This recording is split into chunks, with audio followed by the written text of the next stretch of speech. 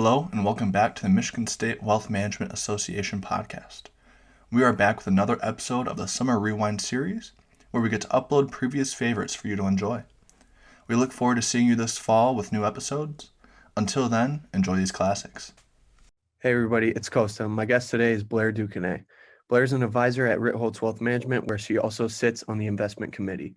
She holds a CFA and CFP certifications and is a board member of her local CFA society in Louisiana. She writes a blog called The Southern Belle and contributes to major financial news outlets. We've got a great episode for you, so stay tuned. Can you start off today and talk a little bit about your background and how you got from kind of graduating college and where you are today? Yeah, that's a very long question, and I could probably take up your entire podcast answering that. But the abbreviated version is that I majored in finance at the University of Georgia, and I went. The only online way to search for jobs back then was called monster.com, and I went on an interview in downtown Atlanta for an institutional job and rode down the elevator with a broker, a financial advisor, who asked me why I was there and ended up asking me to come back and interview with him. And so I was hired into wealth management at a brokerage firm. After a year in Atlanta, I had always wanted to move to New York City, so I asked for a transfer, and I did transfer up to New York, where I had a front row seat for the great financial crisis. My building, I worked for UBS. My building backed up to Lehman Brothers in Times Square. I literally watched them nervously walking around on the second floor, leaving in boxes. So that was kind of a wild ride. And the worst thing that ever happened to me was that I was laid off from the brokerage firm in like the 10th round of the great financial crisis, and landed at a registered investment advisor firm called Wealthstream Advisors in New York. And that was the first time that I learned about working as an advisor rather than, in a brokerage firm. And so, like my CEO, Josh Brown at Ritholtz Wealth Management, I too am a reformed broker. And then my story takes an interesting turn. I fell in love with a man from New Orleans. And so I'm about to celebrate my 10th anniversary living down here in New Orleans. And I had a couple of twists and turns where I started my own advisory firm, working with younger clients, doing financial planning and investments, was hired by a local advisory firm in New Orleans to be their chief investment officer briefly. And then I moved to Ritholtz Wealth Management because I was looking to join a firm that was growing fast. And they were the ones. I had met Josh Brown. We were on the same 40 under 40 list for investment news. We would see each other when we were both speaking at conferences. And around the time I was considering making a career move, he wrote a blog about his failure to hire women advisors in his firm. And we started talking that day, and I joined the firm 2 months later. So I guess what I'm saying is there's not necessarily a traditional way to make it in wealth management. Sometimes it's a very long and winding road. But essentially, I started in wealth management, and here I am 16, 17 years later as a financial advisor. Awesome. So let's kind of rewind a little bit. Let's talk a little bit about why you took an interest in finance in college. Was that something that you kind of always felt like you wanted to do, or was it just sort of like, oh, you saw an article or one of those type of deals?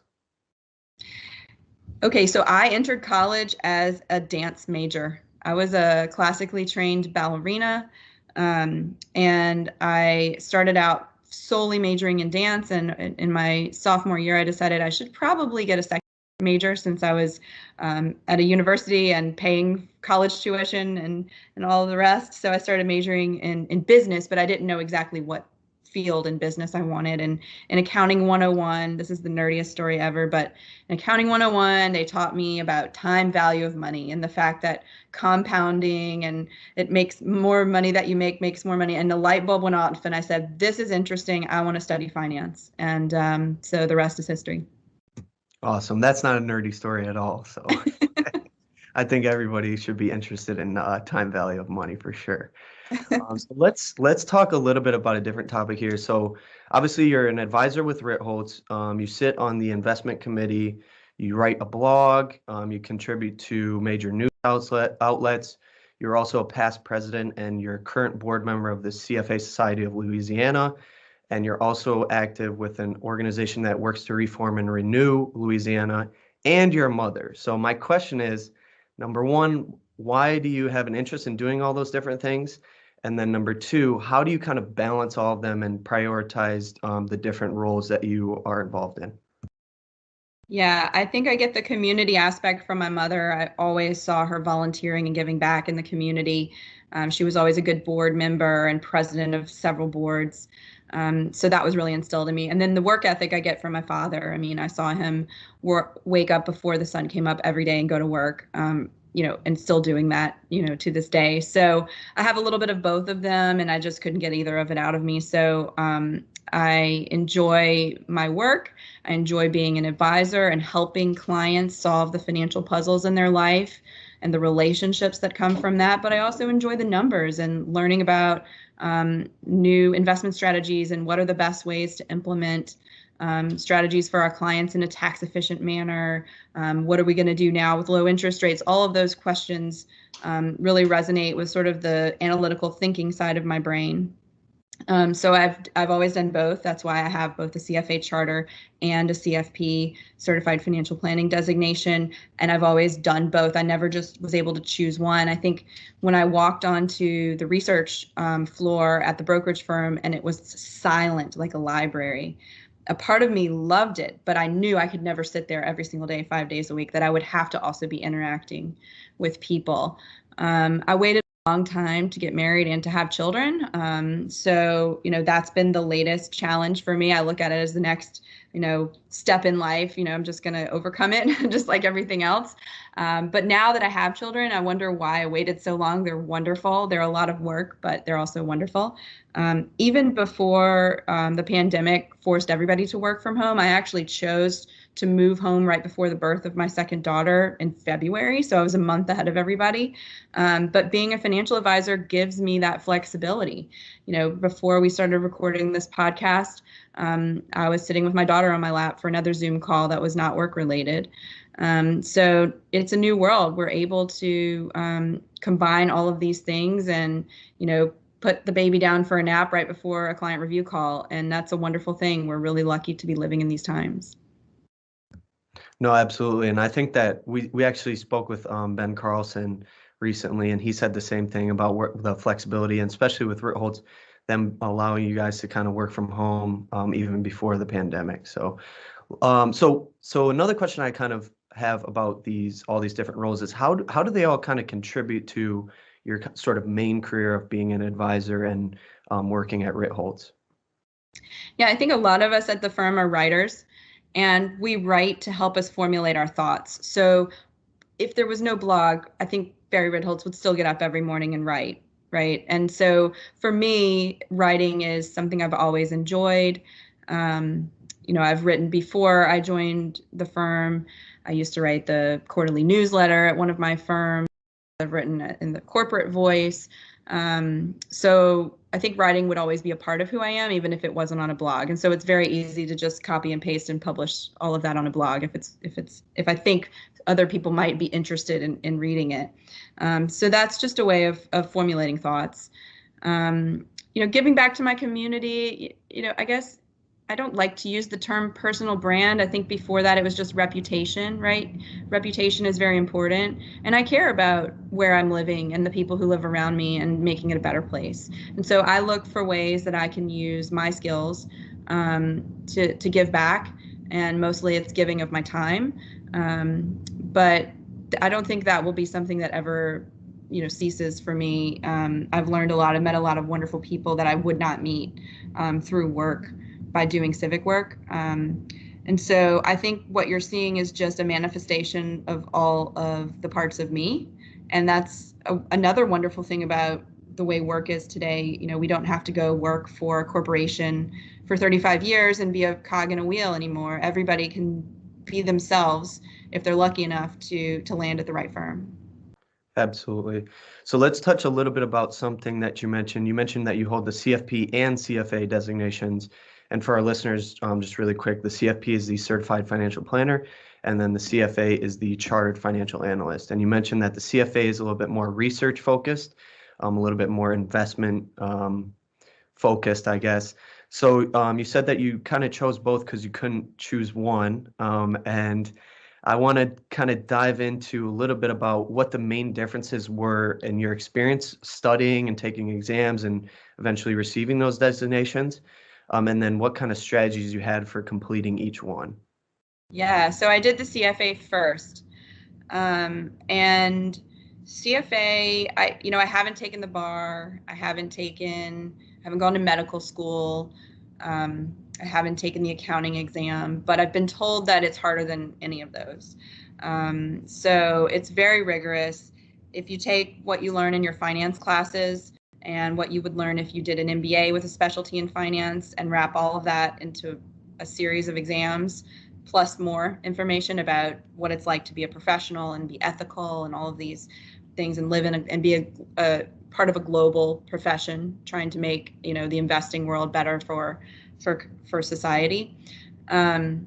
So I registered for level 1 of the CFA exam about a year and a half after I graduated from college, and I was working at a brokerage firm. It was suggested to me by a man that I worked with at the time. So thank you, Ed from Scarsdale, for suggesting it.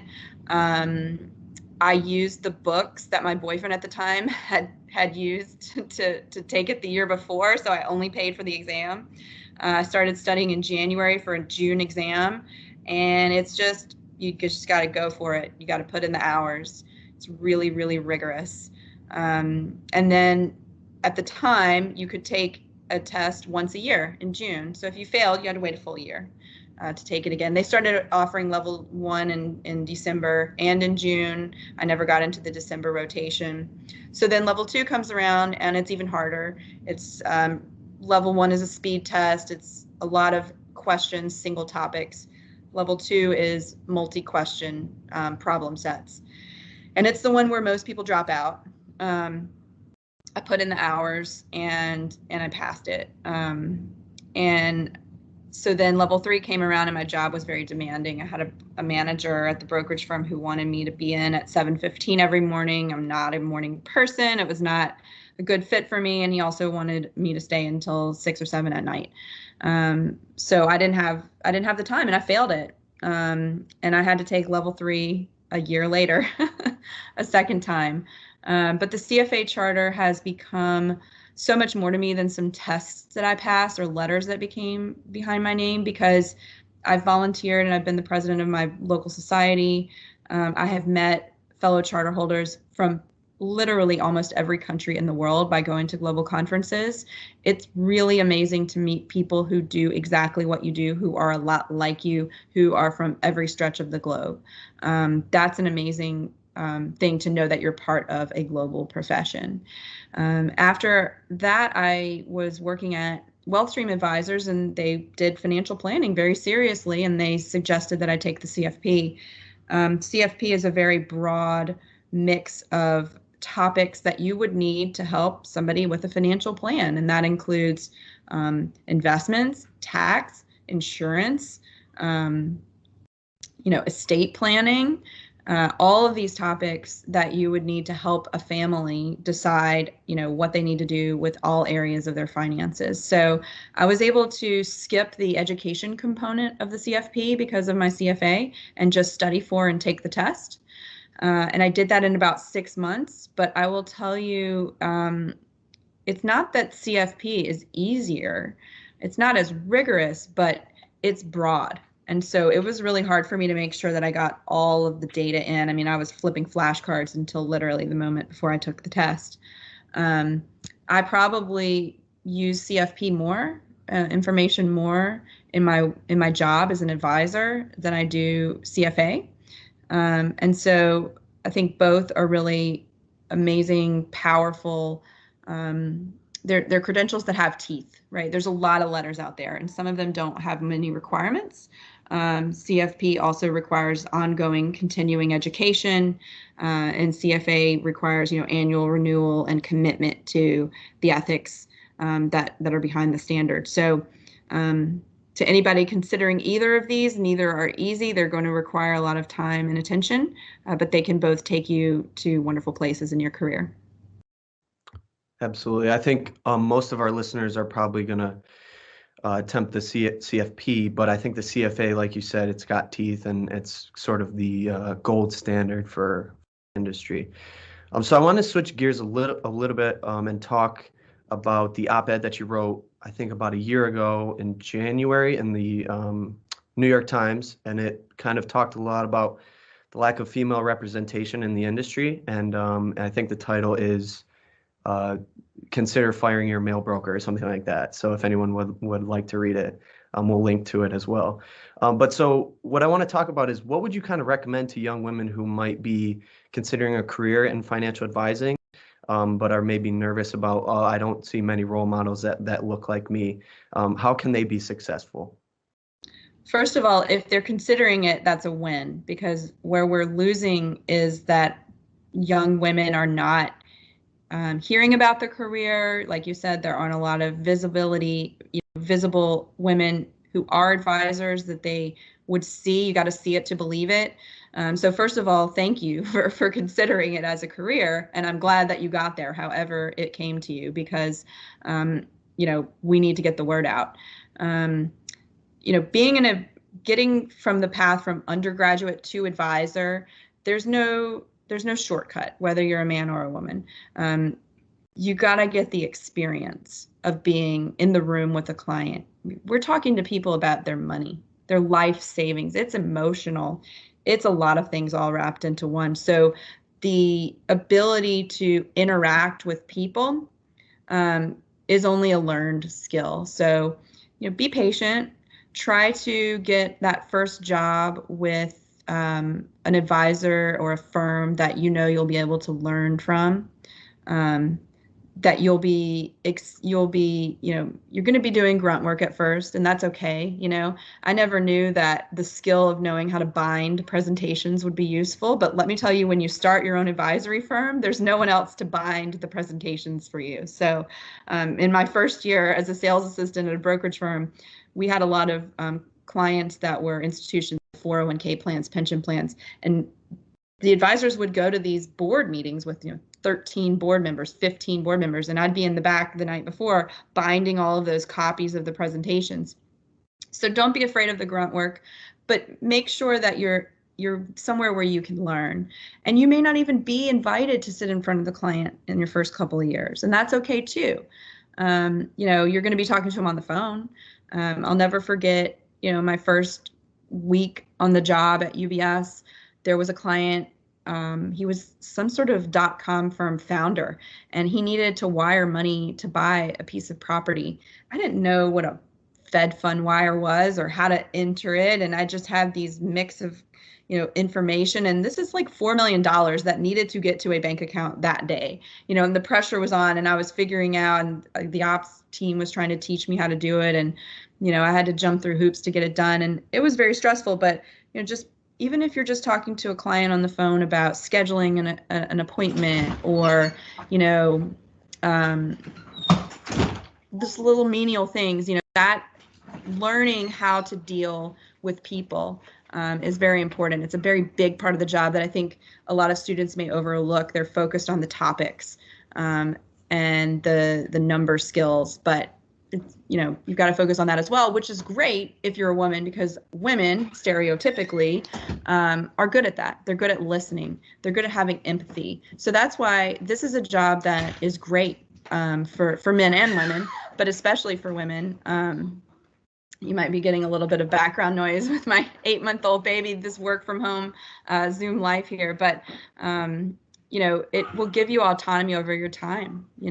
If you become a senior advisor, you will choose, what times you're going to offer to meet with your clients. It doesn't mean that you're not going to work hard if you have enough clients, but you're not going to have to report into work, at a certain time every day and clock out at another time. So there's a work-life balance. And it's a stable income. So it's nice. There's no longer the eat what you kill sales culture mentality in the brokerage firms. It used to be they would give you a phone book. You go and you take your Series 7, which is the license to be a registered representative at a broker-dealer firm. And then they give you some sales training, no investments training. And then they tell you to prospect. That's no longer the case. Now there are firms that will take you in as a junior planner and allow you to train and learn those skills. So to all the women out there that are considering this career, don't be afraid of the hard work. The men know they can't act like they used to anymore, so that's okay. You don't have to worry about that, and just go for it. Absolutely. So then kind of another question I had building off of that are, what kinds of resources are out there for maybe young women that would like to break into the field, if there are any? Yeah, I wish there were more, to be honest. So a friend of mine, Nina O'Neill, started the Female Advisor Network. And she's working on, a network for young women who are not yet an advisor, right? They might be in a support role. And hopefully that will come online soon. I would just say that search for mentors and, more importantly, sponsors in your workplace. You can't force someone to mentor. It's just a relationship that forms. So just look to form relationships with people who you think can help in your career and who you can learn from. So don't be afraid to ask questions. Don't be afraid to ask someone to sit down for coffee. Just, find your network. Luckily with social media, we have ways of connecting with other advisors. I mean, I've met so many other advisors through Twitter that I never, would have met before. So don't be afraid to reach out. It might take some, if you're cold emailing someone, don't worry if they don't respond to you within one day. They're busy, but hopefully they will get back to you. And don't be afraid to reach out again if you don't hear back, because people are busy, and don't take it personal if that happens. But do reach out to people. Absolutely. So just one more question I had here before we wrap up is just a little bit more about you. So just like, what are some things you like to do outside of work? Why, and then how do they kind of contribute to your life and as an advisor, if at all? Mm-hmm.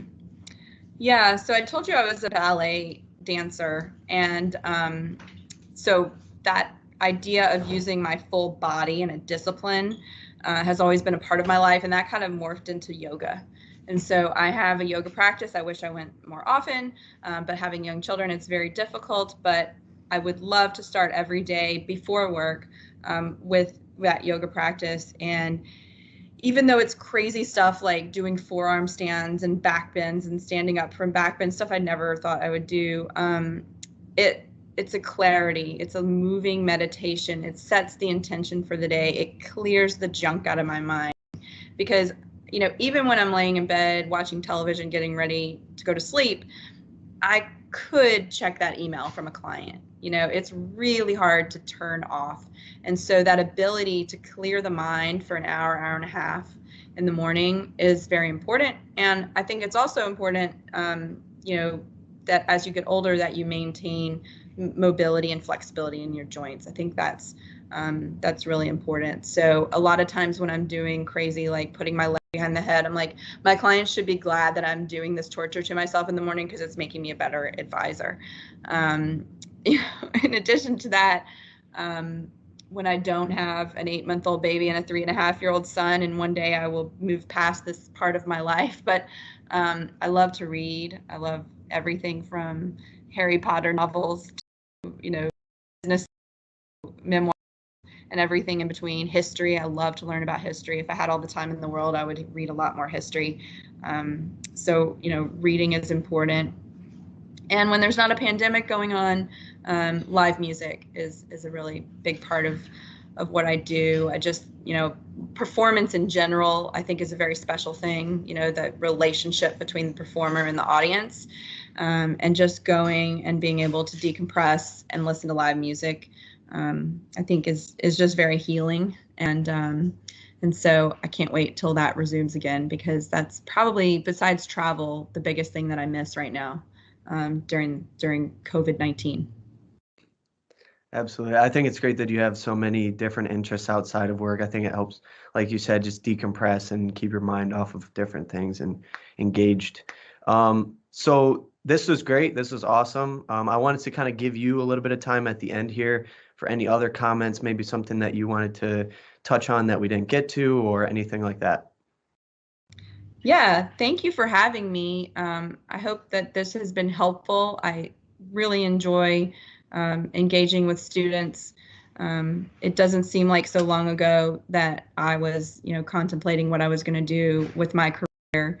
And I would just say be open to the fact that you might not be able to plan what's going to happen as you move along in your career, but in hindsight, you will see that everything is happening for a reason. So I all the time talk about the fact that I started as a sales assistant, and I was very bitter about that at first. But because I knew all the mechanics of opening accounts, of servicing, clients from that perspective rather than having started as an advisor, I was able to start my own firm when I relocated to New Orleans, and I could do all of those jobs. So just be patient. And I know that's hard because I was the most impatient 20-something-year-old ever. But the time does pass and you will get to where you are supposed to be. I actually was just listening. I was invited to a JP Morgan Women in Business event last week, and Oprah spoke, and she talked about the author and spiritualist Eckhart Tolle. And I need to read this because he's talked about you will receive the experience in life that you need to mold you into the person that you're supposed to become. And she said that actually, as a society right now, that's what we're getting with pandemic, is that maybe we all needed to stop for a minute and reflect. So, not to get all spiritually on you, business and finance majors, but just know that everything happens for a reason. And the people who start out of the gate with the greatest job that you might be thinking, you're a little jealous of, your time may come later, and that can be a great thing. Absolutely. So I just want to thank you again, Blair. This was great. I'm sure we provide a lot of value and insight into the industry, especially like we were talking about for younger women who are looking to get into it. Thanks again. It was great. Thank you for having me. A real pleasure. Hello, everyone. This is Vincent Picillo, producer of the MSU WMA podcast, where we are inspiring and educating the next generation of financial planners. Thank you for listening to today's episode. If you enjoyed it, please check out our channel on all platforms such as Spotify and Apple Podcasts, and check out our social media at MSU WMA and msuwma.com.